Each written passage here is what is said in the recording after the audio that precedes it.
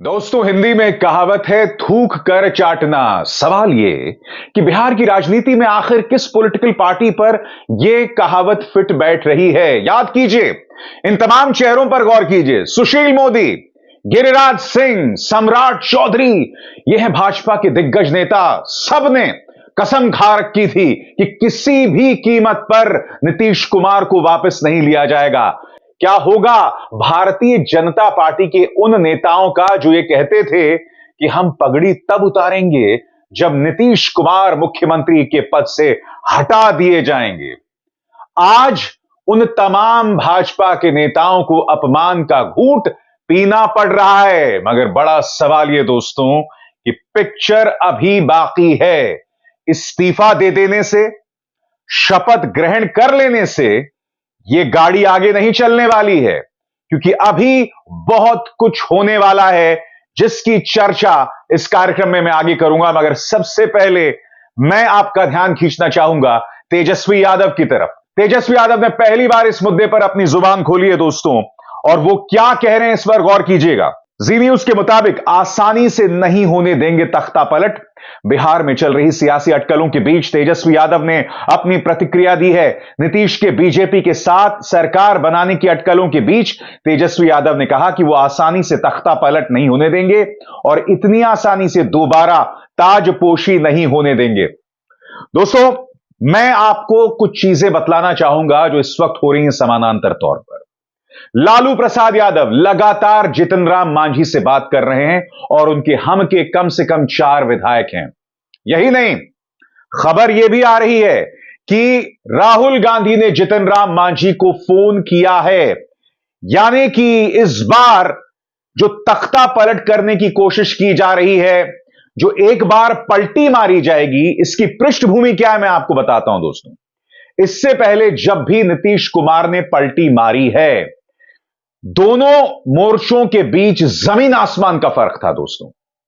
मगर इस बार अंतर बहुत कम है, विधायकों का अंतर बहुत कम है। खबर यह भी आ रही है कई जगहों से कि कई जनता दल यूनाइटेड के जो विधायक हैं उनसे संपर्क नहीं हो पा रहा है, वो गायब हैं। यह भी बताया जा रहा है कि आरजेडी की तरफ से उन्हें वादा किया गया है कि उन्हें मंत्री पद दिया जाएगा। अभी जो 1.5 साल रह गए हैं सरकार को लेकर, उसको लेकर यह तमाम बातें की जा रही हैं।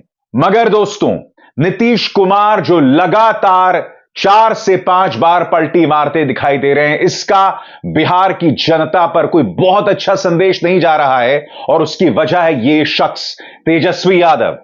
तेजस्वी यादव ने पिछले कुछ महीनों में, खासकर जब से सरकार बनी है, युवाओं में अपनी जबरदस्त पैठ बनाई है। वो लगातार युवाओं से बात कर रहे हैं। वो कह रहे हैं इस देश की सबसे बड़ी समस्या बेरोजगारी है। वो लगातार कह रहे हैं कि भाई हिंदू मुस्लिम करने से पेट भरेगा या फिर नौकरी मिलने से आपका पेट भरेगा। याद कीजिएगा दोस्तों, जब राम मंदिर की राजनीति चरम पर थी तब भी उन्होंने कहा था कि नौकरी बहुत जरूरी है, जिसके जवाब में आपको याद है तमाम जो मीडिया के जंगली कुकुर मुत्ते थे वो लगातार कूदने लगे थे। मुकेश अंबानी के न्यूज चैनल का एक पत्रकार तो यह तक कह रहा था कि भाई मंदिर हो तो अस्पताल जाने की जरूरत नहीं है। इस तरह की बातें की जा रही थी। मगर बिहार की जनता यह देख रही है कि तेजस्वी यादव लगातार नौकरी के मोर्चे पर और जातीय जनगणना के सहारे अपनी बात कह रहे हैं, और ऐसे मौके पर नीतीश कुमार पलटी मार रहे हैं और लगातार पलटीबाज साबित हो रहे हैं। बिहार की जनता की निगाह इस बात पर है। मगर बड़ा सवाल दोस्तों, वो जो कहावत है, मैं ये नहीं कहता हूं कि थूक कर चाटना भाजपा पर चरितार्थ होती है, मगर वो 3 चेहरे मैंने आपको दिखाए थे। अब मैं आपको बतलाना चाहता हूं कि पत्रकारों ने सम्राट चौधरी से कहा था कि आपने तो कहा था कि भाई मैं पगड़ी तब उतारूंगा जब नीतीश कुमार मुख्यमंत्री पद से हटाए जाएंगे। क्या होगा इसको लेकर, सुनिए किस तरह से असहज दिखाई दिए सम्राट चौधरी। देखिए दोस्तों, मगर भारतीय जनता पार्टी भी समानांतर तौर पर खेला कर रही है। खबर यह आ रही है कि भाजपा ने नीतीश कुमार से कह दिया है कि हमें गृह मंत्रालय चाहिए। क्यों? क्योंकि अगर गृह मंत्रालय भाजपा के पास होगा तो पूरा जो सरकारी अमला है, कानून व्यवस्था है, पुलिस ऑफिसर्स हैं, वो उनके हाथ में होंगे। और हम ये ना भूलें कि हम लोकसभा चुनावों की तरफ बढ़ रहे हैं। लिहाजा भाजपा चाहती है कि जो सबसे मजबूत मंत्रालय है वो उसके पास बना रहे। नीतीश कुमार को यह मंजूर नहीं है और नीतीश कुमार किसी भी कीमत पर यह मंत्रालय नहीं त्यागना चाहते, यानी कि आखिरी लम्हे पर भाजपा ने यहां खेला कर दिया है और नीतीश कुमार के लिए हालात मुश्किल कर दिए हैं। देखिए, भाजपा क्या चाहती थी? भाजपा यही चाहती थी कि इंडिया गठबंधन जो है वो अस्थिर हो जाए, वहां पर एक संदेश चला जाए कि भाई ये जो गठबंधन है वो स्थिर नहीं है, इसमें स्टेबिलिटी नहीं है। देखिए, पहले ममता बनर्जी अकेले चुनाव लड़ रही हैं और अब नीतीश कुमार जो हैं वो गठबंधन से अलग हो रहे हैं। वो ये संदेश देना चाहते थे और ये संदेश देने में वो कामयाब हो भी रहे हैं। अब इसके जरिए उन्होंने बड़ा खेला यह कर दिया है कि नीतीश कुमार के दिल के करीब जो गृह मंत्रालय था उस पर वो दावा पेश कर रहे हैं और ये कह रहे हैं कि उसके बगैर जो है बात नहीं बनने वाली। बहरहाल, कल आपको याद है लगातार लालू प्रसाद यादव ने नीतीश कुमार से बात करने की कोशिश की, नीतीश कुमार ने उनका फोन नहीं उठाया। उसी तरह से मल्लिकार्जुन खड़गे ने भी उन्हें लगातार फोन किया है दोस्तों, 2 से 3 बार, मगर उनका जो कार्यालय है यानी कि मुख्यमंत्री नीतीश कुमार का जो कार्यालय है वो उसका जवाब नहीं दे रहा है। यानी कि एक बात स्पष्ट हो गई है दोस्तों कि नीतीश कुमार किसी भी सूरत में इंडिया गठबंधन के जो बाकी दल हैं उनसे संपर्क नहीं साधना चाहते थे। इसीलिए पहले कल लालू प्रसाद यादव के फोन कॉल्स नहीं लिए और आज मल्लिकार्जुन खड़गे के फोन कॉल्स नहीं लिए गए।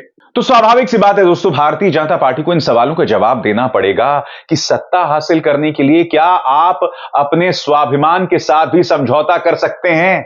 आप अपनी इज्जत को नीलाम कर सकते हैं? ध्यान रहे दोस्तों, मुद्दा सिर्फ नीतीश कुमार का नहीं है। मुद्दा यह नहीं कि सम्राट चौधरी ने पहले क्या कहा, अब क्या कर रहे हैं। मुद्दा यह भी नहीं है कि गिरिराज सिंह ने पहले क्या कहा, अब उन्हें क्या करना पड़ रहा है, या सुशील मोदी ने पहले क्या कहा और अब क्या कर रहे हैं। मुद्दा कुछ और है। मुद्दा यह है कि हर राज्य में सत्ता पाने के लिए भाजपा किसी भी स्तर तक गिरने को तैयार है। 3 मिसाल, नीतीश कुमार तो मैं आपको बतला ही रहा हूं, इसके अलावा अजीत पवार। याद कीजिए दोस्तों, देवेंद्र फडणवीस ने इनके बारे में क्या कहा था। इनके भ्रष्टाचार के बारे में कहा था कि एक बार हम सत्ता में आ गए तो अजीत दादा चक्की पीसिंग एंड पीसिंग एंड पीसिंग। हुआ क्या आप भी जानते हैं दोस्तों। फिर महबूबा मुफ्ती, 3.5 साल तक इनके साथ सरकार चलाई उन्होंने दोस्तों, मगर उससे पहले लगातार महबूबा मुफ्ती को पृथकतावादी पृथकतावादी सेपरेटिस्ट कहते रहे। और आप और हम सब जानते हैं कि महबूबा मुफ्ती की राजनीतिक राय और भाजपा की राजनीतिक राय में जमीन आसमान का फर्क है। मगर चूंकि सत्ता में बने रहना है, इसीलिए उनके साथ 3.5 साल सरकार चलाई। अब तो खैर कश्मीर में किसी के साथ सरकार चलाने की जरूरत ही नहीं है, क्योंकि आप केंद्र से वहां सरकार चला रहे हैं। मगर बड़ा सवाल यह दोस्तों कि आखिर भारतीय जनता पार्टी अपने कट्टर समर्थकों को यह संदेश कैसे देगी कि वो पार्टी विद अ डिफरेंस है। यह स्पष्ट होता जा रहा है कि भाजपा किसी भी कीमत पर सत्ता पर बने रह सकती है। वो अपने ईमान के साथ, अपनी विचारधारा के साथ, अपने सिद्धांतों के साथ समझौता करने को तैयार है। और यही नहीं दोस्तों, वो साम दाम दंड भेद से भी सत्ता हासिल करना जानती है। वो एजेंसीज के जरिए विधायकों पर दबाव डालती है। महाराष्ट्र भूल गए आप, वो पैसे का सहारा लेती है। कर्नाटक भूल गए आप, वो पैसे के जरिए विधायकों पर निशाना साधना जानती है। याद है आपको किस तरह से महाराष्ट्र के विधायकों को मुंबई, असम, गुजरात प्लेन्स में ले जाया जा रहा था। याद है आपको दोस्तों किस तरह से कर्नाटक में कई ऑडियो कॉल सामने उभर कर आए थे, जिसमें उस वक्त के मुख्यमंत्री येदियुरप्पा कथित तौर पर कई विधायकों से बात कर रहे थे, कथित तौर पर पैसा देने की बात कर रहे थे। मगर जाहिर सी बात है दोस्तों, मीडिया इसे मास्टर स्ट्रोक बताएगा। मीडिया आपके सामने यह सवाल नहीं उठाएगा, और मीडिया से मेरा मतलब गोदी मीडिया, जो असली मीडिया है, जो डिजिटल प्लेटफॉर्म्स पर आपके सामने हकीकत पेश कर रहा है, वो लगातार सवाल उठा रहा है। मगर गोदी मीडिया इस तरह की जो बेशर्मी चल रही है, राजनीतिक बेशर्मी चल रही है, उस पर सवाल उठा रहा है। कहां है राजनीतिक सुचिता, कहां है ईमानदारी, और सबसे बड़ी बात, मुझे दया आती है उन समर्थकों पर, भाजपा के उन अंधभक्त समर्थकों पर, जिन्हें इस मुद्दे पर भी भाजपा का समर्थन करना पड़ेगा। दोस्तों, आज दिन भर जिस तरह का घटनाक्रम चला, उससे स्पष्ट हो गया कि नीतीश कुमार क्या करने वाले हैं। मसलन एनडीटीवी की एक खबर, और इसमें तस्वीरों के जरिए भी मैं आपको दिखा रहा हूं। यहां पर आप देख सकते हैं नीतीश कुमार भाजपा के नेता अश्विनी चौबे के साथ नजर आए। खबर क्या है दोस्तों, आप देख सकते हैं यहां पर बाकायदा आप नीतीश कुमार को देख रहे हैं अश्विनी चौबे के साथ। यह तस्वीर अपने आप में यह स्पष्ट कर रही थी दिन भर कि नीतीश कुमार क्या करने वाले हैं। और जैसे मैंने कहा कि अश्विनी चौबे भी लगातार नीतीश कुमार के खिलाफ बयान देते रहे थे, मगर अब यह तस्वीर खिंचवाने में कोई शर्म नहीं है, क्योंकि मकसद है सत्ता हासिल करना, और इसके लिए कोई भी कीमत चुकाने को तैयार है भाजपा। मगर जैसे मैंने कहा ना दोस्तों, पिक्चर अभी बाकी है।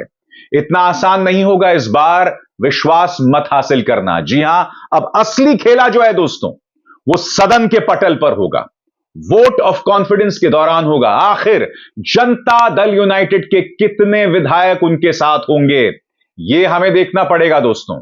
हालांकि दो तीन चीजें स्पष्ट हो जाएं।